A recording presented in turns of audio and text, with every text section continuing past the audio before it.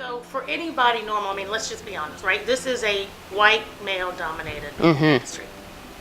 I know white males that couldn't make it on the trading floor. I mean, I know them. And I know white males right now that have been, have traded on the NYSE for the last 20, 30 years, and it's like an addiction. Like, they just can't get enough. It's insane, but they love it. But it's super stressful from from what I've been told, right? And it's high demand. So for the people that dominate that industry, it's tough. Clearly, you're a black female. Yes. You can see that, right? Okay, so what does that look like for you? I mean, even as an intern, the first time you go on the trading floor, and then when you make the transition to being, an associate, I think you said, right, with Merrill, and then as a broker. I mean, nobody down there looks like you.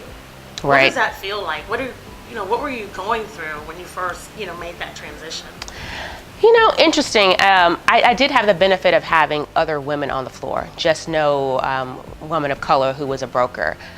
So it's everything you described. It was action-packed, fast-paced, dynamic, male-dominated environment, steep learning curve with little room for error. And so I think it's this balance between theory and practice, and you just have to go in, and it's on-the-job learning. I learned in my first 2 years, so I was an analyst, and then I became an associate, so I got promoted twice in 3 years. You just learn how to do your job really, really well, figure out how to disseminate information very quickly, and just stay focused. It wasn't always easy. I worked with lots of CEO kids, right? There was two guys who were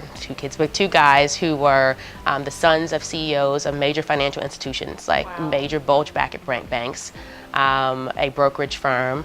There was the nephew of the CEO of Merrill, who I work with as well, and then the goddaughter of a very senior person that worked at Merrill. So I think I would get questions sometimes from people that would say, "How did you get here?"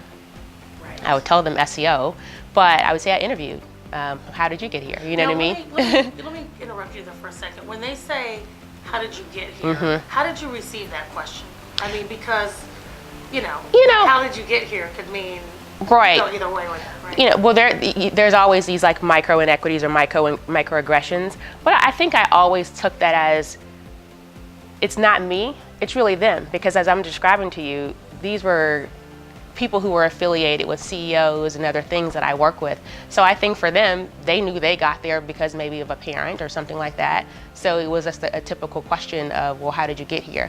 And then when folks realized, okay, well, you came through this, I said I went through this rigorous interview process with SEO, and that's how I got here.